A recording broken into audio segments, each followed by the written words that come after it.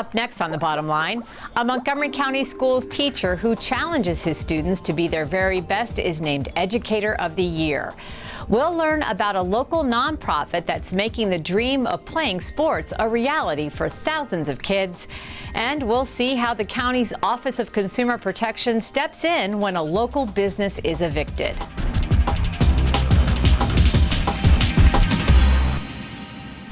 Thanks for watching, everyone. I'm Susan Kennedy. Montgomery County Public Schools employs more than 12,000 teachers, and each year the schools choose one of those educators as Teacher of the Year. The lucky winner this year is a social studies teacher from Kennedy High School, whose teaching ability has been described as invigorating. Kennedy High School social studies teacher Michael Williams never intended on becoming a teacher. My initial plan was going into the Foreign Service and becoming a diplomat, and that was the long-term plan, but I had a plan that interceded that was a dream of mine, which was to become a professional soccer player. So I'm actually, this is a second career of mine. This second career has awarded him the honor of Teacher of the Year for Montgomery County Public Schools. And whereas in May, he was named the 2016-17 MCPS Teacher of the Year by the Marianne Greenblatt Education Fund, which recognizes teachers who inspire their students to achieve, encourage younger teachers to be the best they can be, and help the school community. Your job is to make sure that you're prepared in time for that test. Williams came to Montgomery County at the age of 9 and graduated from Woodward High School in 1987. He went on to play soccer at Howard University with his brother Irving. In 1988, the team made it to the NCAA Division I National Championship game, but lost to Indiana. After that, he went on to play pro soccer in Florida and Pennsylvania. During that time, he made appearances at various schools, and that's when the teaching bug bit. You'd go to the schools, you'd give talks, you'd do demonstrations, and we loved the interaction with the kids. And it got to a point where the general manager would be like, Bascom, Williams, you guys gonna do the school appearance? And we're like, yeah. And so we were doing that quite a bit, monthly. And it was during that time where I was like, this is where I need to be. So when I retire as a soccer player, I'm going to become a teacher. It is solving a problem or a need or a want. Williams has taught in Montgomery County for 14 years. This is his first year at Kennedy High. Prior to that, he taught at Walter Johnson High School. He is co-founder of the Minority Scholars Program, an initiative designed to expand the number of African American and Latino students in honors and AP courses. The program is currently in 15 high schools and 3 middle schools. There's all these preconceived notions about kids these days and, not being as motivated or interested. And I'm not so sure that's the case. What I've noticed is that with kids, all kids, when you push them and challenge them, they will rise to the occasion. And sometimes you just have to find different approaches to them in order to connect with them. And I think that's the big challenge. We asked Michael Williams if this recognition will change him. I know what humility brings, and I think what's most importantly is I know that I didn't come here on my own. I didn't do it myself.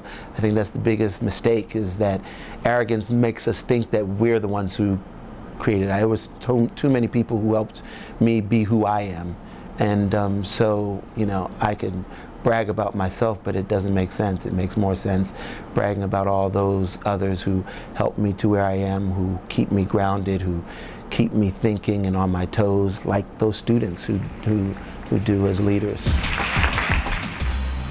The lack of funding for sports programs is a challenge for families across our country and even here in Montgomery County. The cost of not only being a part of a team, but purchasing the equipment to go along with that can be a burden. But one local young man has started a nonprofit to make sure every kid can be a part of the team. For Maya Erd's Mitzvah Project, she wanted to do something for children who were less fortunate than herself. So she and her mother headed over to a Silver Spring warehouse to gather up some soccer equipment. These are size 9 soccer cleats. For some children in Ethiopia. I would just grab some bags and start piling stuff in there. We've been supporting a family there, a young girl really, and for many years. And when her bat mitzvah came up, we had decided, or Maya really had decided, that she wanted to help them get soccer equipment because tell them what you had heard about what they were playing. Oh, they play soccer and most of them don't have anything. So it's like they're just like stepping on rocks and they might have like one ball that's like flat, but that's about it.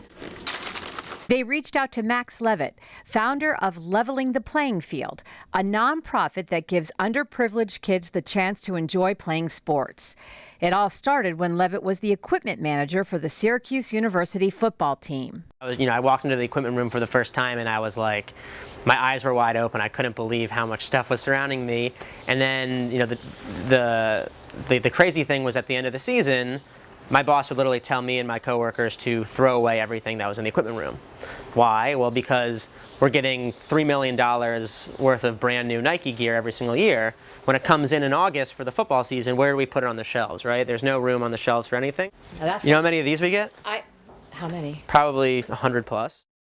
Levitt also spent his summers working for the Montgomery County Department of Recreation, where there was no shortage of gear and much of it sat unused. So if you look at this, 90% of this stuff comes from individual families. And then there were his friends who had long since graduated from college and their sports gear was still sitting in their parents' garage. So I started thinking, gosh, this is kind of big. There is a huge amount of sporting equipment in society that is just sitting around gathering dust or being thrown away. If there is mass amounts of equipment sitting in our community that's going to waste or being thrown away, and at the same time, sometimes a mile away, there's a kid coming home and asking his parents if he can play baseball, and after looking at dickssportinggoods.com, the parents come back and say absolutely not. Yeah. This is an obvious solution. Today, Leveling the Playing Field has enlisted more than 500 volunteers and in the last 3 years has donated more than $1.4 million in equipment to more than 250 programs across the region. This is from the National Football League. Levitt receives boxes of new and used equipment on a daily basis. This is like as nice a cleat as you're going to find for football. Brand new. You got some non-printed NFL jerseys. The organization has partnered with DC United and the Capitals and recently had its first hockey equipment distribution. Levitt says there is a process to receiving an equipment grant for Leveling the Playing Field, and he pays a visit to every program they make a donation to. And once they're accepted into our program, the great thing is our doors are open to them. Because if we're doing our jobs right, their sports program, their opportunities are growing. The county has been a big supporter of this nonprofit, awarding grant funding which helped Levitt secure the warehouse he currently operates from. Councilmember Hans Reamer has 2 young sons, one of whom plays baseball. He says organizations like Levitt's help the community bridge the gap when the high cost of participating in youth sports prevents a child from being a part of a team. A lot of kids don't have that money at home. They have trouble raising that money to make a team. That's why I just love this leveling the playing field idea that, you might be done with your glove, your bat might be too small this year, but there's a lot of kids out there that can use that equipment. Don't let it sit in the closet. Don't just put it on the basement and let it just collect dust.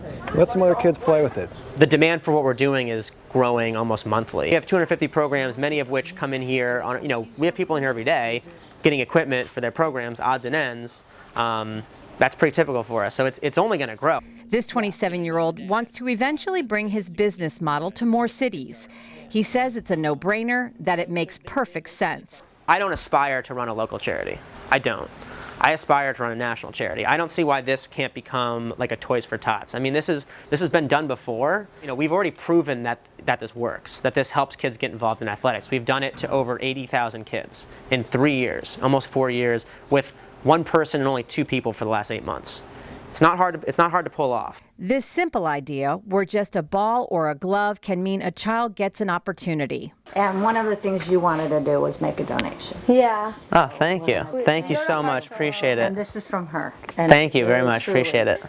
Yeah, spread the word. Spread the word. I got to play every sport I wanted to growing up. I had every opportunity dropped at my feet, whether it was sports or a tutor because I wasn't good at math, or a speech pathologist when I was young. I was given every opportunity to be successful. Thank you. Thank you, appreciate it. Thank you so much. You got it. I hope we see you guys again. Thank you. You'll see us again.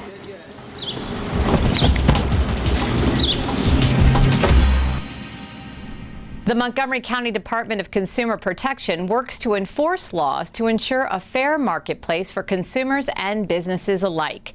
Recently, the agency's business eviction response team stepped in when a local dry cleaners that had been in business was evicted.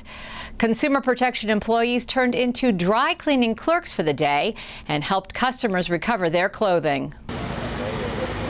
We heard that there was a dry cleaners in Silver Spring that had been evicted a few days ago, and all the items were going to be put out on the street. This is our business eviction response team in action, BERT for short.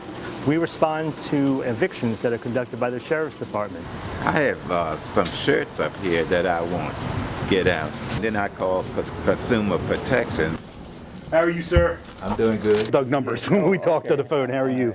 In response to something like this happening with no notice, we had a couple of dry cleaners get evicted years ago with no notice, no nothing, and people's stuff got locked in stores. And then we were getting complaints, and finally we decided to work with the sheriffs and come up with this program. And basically that they give us advance notice of businesses that are about to be evicted that could possibly potentially have consumers' items inside. 0271.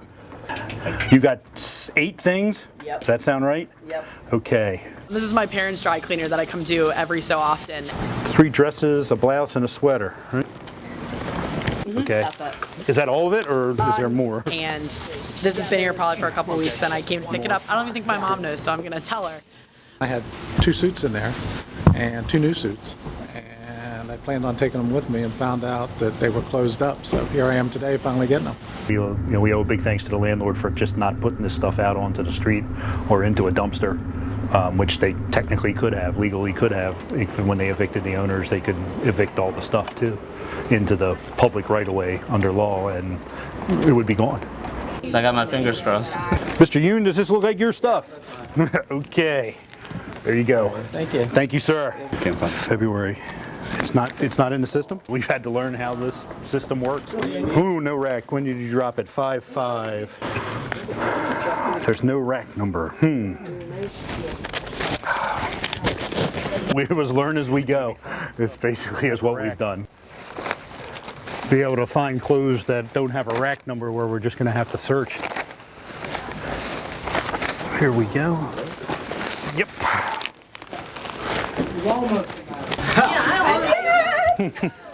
Look like 1, 2, 5 shirts. 1, 2, 3, 5 shirts.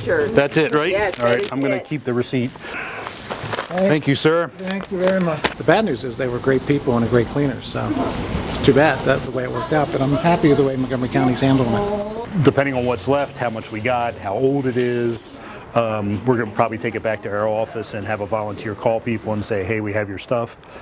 Do you want to come get it? And all and everything, and give them an opportunity to do that. Then probably after 30 days or period of time, we will just donate it to charity. After 4 days, the remaining clothes were moved to the Montgomery County Office of Consumer Protection in Rockville. Councilmember Sidney Katz met investigator Doug Numbers.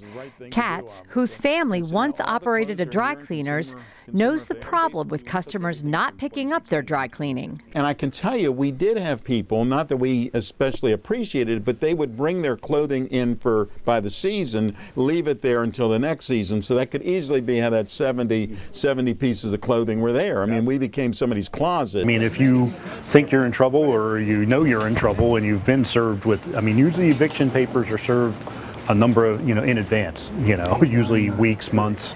If you do get something and you don't think you're going to be able to make it and pay what's ever owed, would be, please start notifying your customers to come pick up their stuff. Well, that's all we have time for in this edition of The Bottom Line, but we leave you this week with our Montgomery moment. Scenes from Park Potomac in Potomac, Maryland. Thanks for watching.